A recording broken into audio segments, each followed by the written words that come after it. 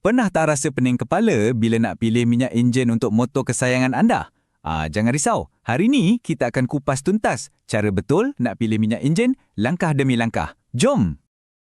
Mesti pernah rasa macam ni kan?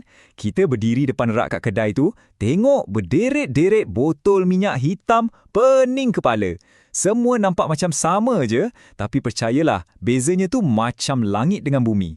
So, jom kita bongkar apa rahsia kat sebalik setiap botol ni. Dan ini bukan benda main-main tau. Sebabnya, macam yang tertulis ni, silam pilih, enjin boleh rosak, poket kita pun boleh rabak. Bayangkan, prestasi motor jatuh, enjin problem, lepas tu nak baiki, kos dia boleh buat kita menangis. Jadi, jangan pandang remeh. Okey, jom kita masuk mes minyak enjin ni sama-sama. Tapi, jangan risau, saya akan bagi anda petak yang paling simple untuk keluar dari kekeliruan ni. Lepas ni, confirm anda boleh jadi pro pilih minyak enjin. Nah, ini dia peta kita. Ada 4 checkpoint utama je yang kita kena periksa. Senang je nak ingat. Pertama, kegunaan minyak tu. Kedua, jenis dia. Ketiga, kelikatan atau kepekatan dia. Dan keempat, spesifikasi teknikal. 4 benda ni je. Jom kita go through satu-satu. Baiklah, kita mulakan dengan 2 cek pertama yang paling asas. Kegunaan dan jenis.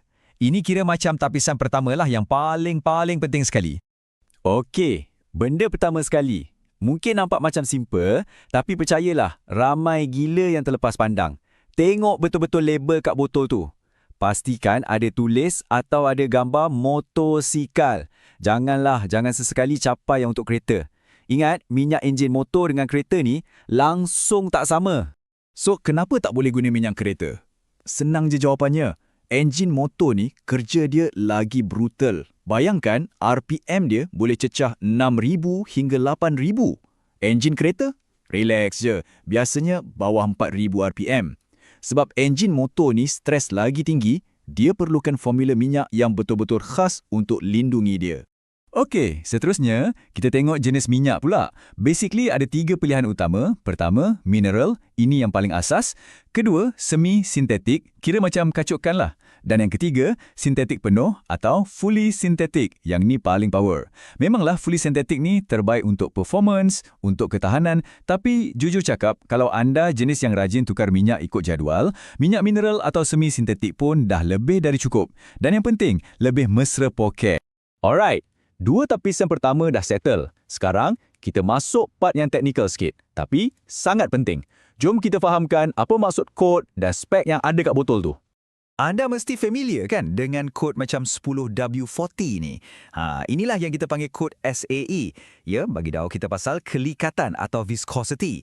Senang cerita, ia pasal tahap kepekatan minyak tu. Sama ada dicair atau likat pada suhu-suhu tertentu. Jom kita bedah siasat kod ni. Nombor yang sebelum W, contohnya 10W ni, W tu stand for winter. Ini pasal prestasi minyak masa suhu sejuk.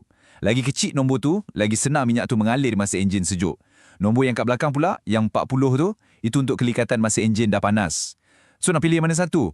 Nasihat paling selamat, sentiasa rujuk buku manual motor anda. Itu kitab paling betul. Okey, sekarang kita sampai kat kod yang paling penting untuk motor, iaitu standard JASO. Kalau anda nampak je logo JASO ni kat botol, maksudnya minyak tu memang sah dan dah diuji sesuai untuk motosikal. Kiranya inilah cop mohor kualiti untuk enjin motor kita. Dan dalam JASO ni ada 2 grade utama yang anda wajib tahu. Wajib. Pertama, JASO MA. Ini untuk motor yang ada clutch basah macam motor Kapchai atau Superbike.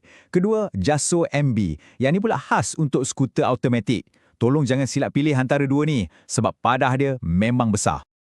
Inilah sebab paling utama kenapa kita ulang-ulang cakap jangan guna minyak kereta. Dalam minyak kereta, ada satu bahan nama dia friction modifier. Tujuannya bagus untuk jimatkan minyak dalam enjin kereta.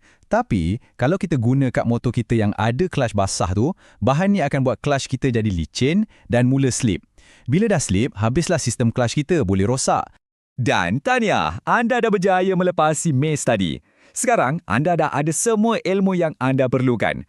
Lepas ni, bila berdiri depan rak minyak enjin tu, anda tak payah main teka-teka lagi dah. Anda boleh buat pilihan yang bijak berdasarkan fakta. Okey, jom kita buat rumusan pantas. Lain kali pergi kedai, ingat je checklist 4 perkara ni. 1. Khas untuk motor. 2. Pilih jenis dia, mineral, semi atau fully sintetik.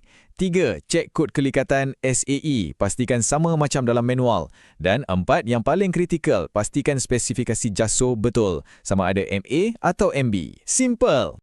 Ingat ya, pilih minyak enjin yang betul ni bukan sekadar belanja tapi satu pelaburan untuk jangka masa panjang motor kita. Jadi, soalan terakhir untuk anda fikirkan, nak jimat sikit sekarang tapi kemudian pening kepala bila motor dah mula merajuk, ataupun kita belanja lebih sikit sekarang tapi dapat ketenangan fikiran? Fikir-fikirkanlah, pilihan tu kat tangan anda. Apa-apa pun, tunggang dengan cermat dan selamat.